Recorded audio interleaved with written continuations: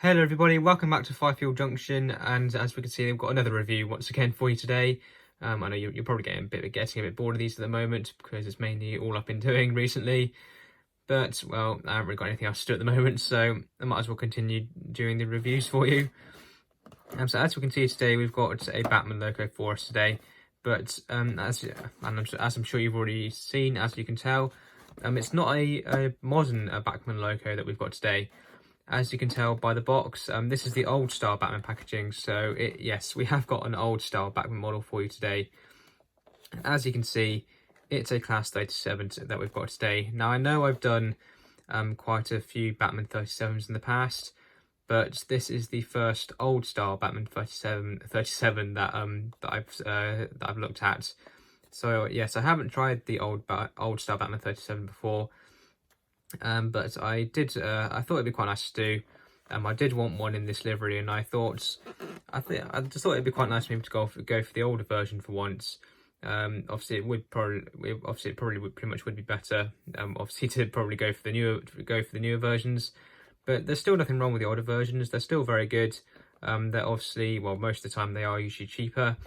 Obviously they are a little bit lighter on features compared to the newer ones. They're still not bad models at all. They're still definitely worth it. So as we can see, this particular one is in the EW&S livery. So obviously before it was just EWS, it was EW&S. This particular one, obviously you can't see all of the number there, but this one is 37503. Now you can't, I'm pretty sure you can't buy this exact logo in this livery and everything, because this particular one is a partial repaint. Okay, sorry about the jump cut there, but I think there's a rat or a mouse or something living in the roof of my shed, and it was making quite a lot of noise, so I had to cut the video quickly just to try and resolve that, and it seems to have started making a noise now, but hopefully it doesn't start again, but well, it's quite annoying. I'm going to have to deal with that at some point. But whilst it seems to have stopped making a racket and it seems to have stopped tearing the insulation out of the roof of the shed for the moment, we can carry on now with the review for the moment. So yes, as I was saying, this particular model, this is a partial repaint and it's been renumbered as well, and it's also been quite fairly heavily modified as well. If we look at the end of the box, we can see that this model was originally the 37419 in EW&S, and it was also 37/4. I'm pretty sure this is pretty much the most common model of a EWS 37 that you can get. But this model, obviously it is second-hand, and I bought it off eBay. And the previous owner, what they have done is they've obviously partially repainted it, and they renumbered the model to 37503. And they've also put new ends on the model. So they took off the old 37/4 ends, and they've, as we can see, applied the 37-5 ends. Obviously, and it's still got lights and everything, but they've just applied the new nose ends onto the end, obviously to make it accurate for a 37-5. So yes, you can't. I'm pretty sure you can't buy this exact model. You might be able to buy this exact number model, but maybe obviously probably not in this livery. So this should pretty much almost be this is probably a one-of-a-kind model, probably this one. I could be wrong, but when I saw it, I thought it'd be quite nice. I didn't really want to get 37419 because obviously that logo is still running in the Intercity Mainline livery. So I didn't want to get this one in EWS, and then at some point in the future get 37419 as it's running today. So that would just annoy me slightly. So I'm glad that I managed to get this one, because it's obviously it's not it doesn't have the running number of the one that I don't want. But obviously it's the older style Bachmann class 37, as we've already established, so we know it's not going to be as good really as the newer style ones, but it should still be okay, hopefully. Obviously, usually you'd have a photo of a class 37 on the front of the box with an info card and everything, but that's obviously missing from this particular packaging. So there isn't really anything else interesting on the box, so we might as well open it up and have a look. And there's no instructions with the logo either, so you won't have to worry about going for any of that today either, which should be quite nice. We can just get stuck in straight away and look at the logo in detail. Sorry about that. So there we go. So yes, it is the old style Bachmann Class 37, but as I was saying, it's not too bad. It's definitely not a bad model by any means. Obviously, I think one thing, this could just be my opinion, but it almost feels heavier than the newer style ones, which is it could just be me, but it does feel slightly heavier than the newer versions. So if it is, well, to us that's not too bad really. And obviously it is quite nice that it weighs a lot. Obviously you want weight, so that the loco can pull a lot of wagons and coaches. And overall it's not too bad. The livery application is very, very nice. Now we've got the running number there. Obviously that's not the original running number. You can kind of see where it's slightly different, probably to, well yeah, it probably would look slightly different if it was the factory one, but it still does look very, very good. We've got the EW&S branding there, which looks quite nice. We've got warning signs, obviously for overhead wires and everything. We have got a driver, which is very, very nice. I'm not sure why though. I might have to swap these couplings and stuff around, or maybe just put the driver in the other end. I'm not sure why the previous owner has done it like this, that the driver's in the end that's actually got the coupling in it. So that's something that I might sort out in the future. But I should be able to live with it for the moment. But overall, yeah, it's not too bad. We've got sprung buffers, which is very nice. The old style Bachmann Class 37s, they just have headlights, so you don't get any tail lights, unfortunately. I might have to repaint these actually because they're yellow.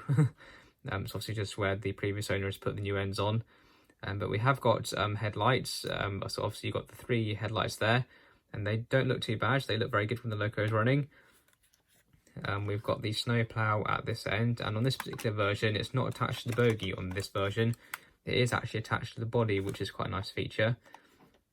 Actually it looks like it probably might have been attached to the bogie maybe at some point, but it looks like it's probably been modified there as well. But it doesn't look too bad. It looks very, very good. We've got a chain link coupler there as well, which is very nice. There was some extra sort of brake hose detail on here as well. Obviously which slotted into that hole and connected back over this side. That unfortunately got damaged at some point, so I'll have to repair that at some point. So that's why that's missing. But I'm sure we can live without that for a while. We've got some lamp hooks as well, which is quite nice. Again, we've got the running number there. And we've got separately fitted handrails by the doors. I'm not too sure if they're metal. Oh no, wait, they're not separately fitted. They are actually just molded to the doors. But from this angle, they do look separately fitted from this angle, which is so they've got quite a nice effect to them. I know I'm trying to speak quite fast. I need to stop doing that. At the other end, obviously, again, we've got sprung buffers. That one seems a little bit stiff. It doesn't want to come out all the time. But yeah, sprung buffers again, separately fitted lamp irons. Again, we've got the working headlights. I'm not sure if there's supposed to be an aerial here. On some versions you do get that, on some you don't. It might just depend on what subclass of 37 it is. Again, we've got the Nem coupling. It is a Nem coupling, and we've got the nice small tension lock coupler in there, which is quite nice. And then I might have to put a hook on that at some point. Now, as for the mechanism, it's fairly similar to the newer style ones, but there is still quite a lot of difference. You still have the centrally mounted motor with 2 flywheels, and it drives both bogies. However, after that, that's more or less where it ends. For a start, these models, this has an 8-pin DCC socket inside, and it has been shipped, by the way. I have fitted a decoder to it. It's just a standard Hornby decoder in here at the moment, but it does the job well enough for me for the moment. I obviously will change it in the future, but for the moment it does quite a good job. But then as for pickups on these old style 37s, it's just the outermost wheel, well, that's the outermost wheels. It's the centre axle and the outermost axle on both bogies that picks up. So these wheels here and here don't have pickups on them, and these inner axles don't drive either.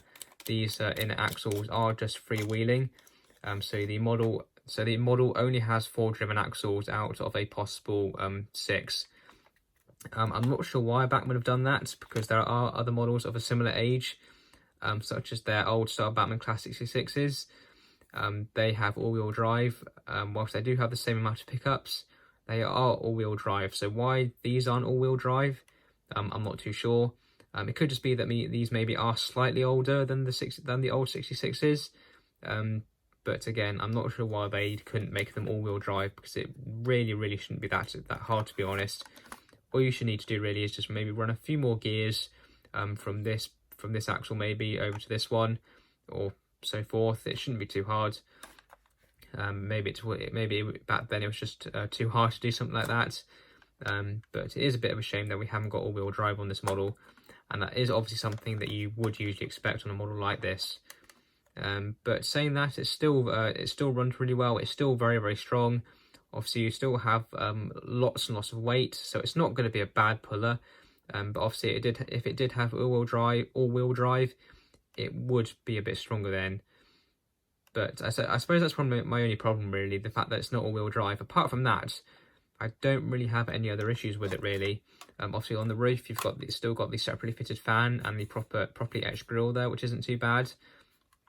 So compared with the newer style Bachmann Class 37, it's not too bad. I suppose the major problem really is the difference in mechanism. That's probably the most major difference. Apart from that, everything else is almost pretty much the same. So overall, it's not a bad model at all. It's certainly not too bad. Obviously you don't want to pay over the odds for these. Obviously you wouldn't really. Well, I paid, I think, about £80 for this one. I'd say you probably wouldn't want to pay any more than 90 at the absolute maximum, maybe, for one of these old style 37s. But overall, they're not too bad. They are worth the money, and obviously, despite their age, they still run very well. So obviously, the next thing to do is to put her on the track and see how she runs. Okay, so here we are. Obviously, we're very used to seeing this section of track by now. I'm very sure of that. So obviously we just need to take the loco and to take her on the track. Again, she has been chipped. It's just a standard Hornby decoder in here, remember, so nothing too fancy. Obviously not the greatest decoder in the world, but again, it does the job fairly well. I can certainly live with it for a little while. But again, it's not the best performance in the world, but it's good enough, I suppose. Obviously, it's only an 8-pin model, remember. So again, if you want to chip one of these old style Bachmann 37s, any 8-pin DCC decoder will do, and it just slots straight into the socket. And then there's plenty of room inside for you to secure the chip wherever you want to secure it. So obviously we just need to select her number. I believe I've got her set to 66. Yes, she is. So if we just put her lights on, just need directions so we can actually see them. There we go. So obviously she's only got headlights. There are no tail lights on this model, remember. So obviously not the best lights in the world, really, but at least we've got some, which is nice. So we can see those quite nicely. There is a little bit of light bleed around the lenses, but again, these aren't the original nose ends for this particular model, so obviously I wouldn't expect them really to be absolutely top notch, but they look good enough, I suppose, anyway. So let's just change direction and give her a bit of a wiggle.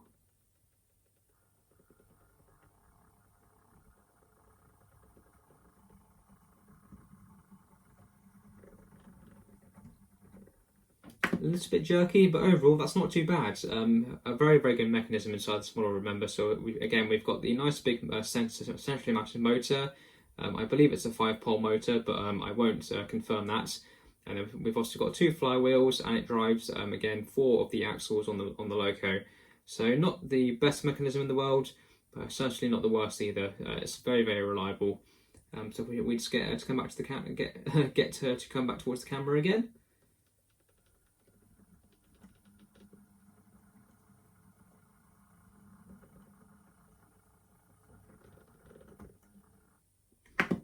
Yeah, that's not too bad. I really can't fault the performance, really. Obviously, apart from the slight jerkiness, but again, that is the chip causing that. It's not the loco. Overall, it's not too bad. Now, before we get her running around the layout, she has been running. I did give her a quick service and did a bit of running in with her after I got her, just to make sure she was all okay. So what I'll do quickly is it's probably something I should have done before I put her on the track, but it's only just come to mind. Is I will couple some wagons up to her, but one thing I need to do is I actually need to fit a KD coupling to her, because I forgot that the wagons that because the main reason I got this loco is because I have a perfect I basically have a rake of EW&S wagons that she would be perfect hauling. So that's one of the reasons I wanted one of these. But it's that a rake has the front wagon has a KD coupling on it, like most of my freight rakes of wagons. But I've just forgotten to put the KD coupler on the loco. So I'll quickly swap the couplings over on the loco, then we'll come back and we'll get her coupled up to a Rake of Wagons, and then we'll really see what she's like. So I'll see you in a second. Okay, here we are. Sorry about that. I need to be a bit more organised, really, don't I? But yeah, there we go. The coupling's been changed over. I've very quickly just tested to make sure that the loco and wagons go around without snagging and derailing on any of the tight curves. Everything seems to be okay, so fingers crossed, everything should go smoothly. That'll be my famous last words now. But yes, hopefully everything should be okay and we shouldn't have any derailments. So I suppose all we need to do now is just couple the wagons up and see what the loco's like with, and see if she can handle it. So I'll bring them into shot by myself, hand of God. So if we just couple those up, should be nice and easy to do. There we go. So the Rake of Wagons, it's 12 of the Bachmann EW&S OBA wagons. I've had these for quite a few years now, but I've never really had the perfect loco to haul them. So I thought one of these would be absolutely perfect, and it really does look very, very good on the front of these wagons. I know, obviously, this isn't exactly perfect for my era, because obviously this is more sort of late 90s, very early 2000s, and obviously I'm more post 2010, sort of 2015 onwards in a way, sort of thing. But I sort of allow myself to go for anything sort of from the early 2000s onwards, really. I really couldn't resist these wagons because they were so cheap. They're really good quality, and I just thought it'd be great to have a loco to go with them. So that's the story behind that, really.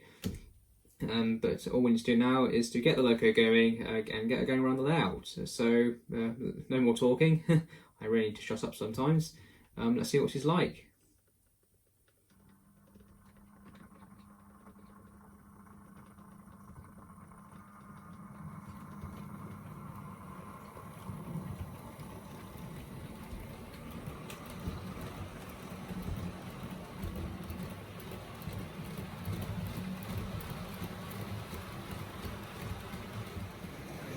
Well, she seems to be handling those with no problems at all. She is a little bit noisy here and there. You might be able to hear the gearing a little bit on corners. So she maybe could do a little bit more oil, maybe. I did. She was bone dry when I first got her, so I did apply quite a bit of oil to the mechanism. But she does still seems to be a little bit noisy. On corners mainly. On the straight, she seems to be fine. So it could just be maybe just due to the model's age that she's a little bit noisy. Apart from that, she's not too bad, really. I can't fault her.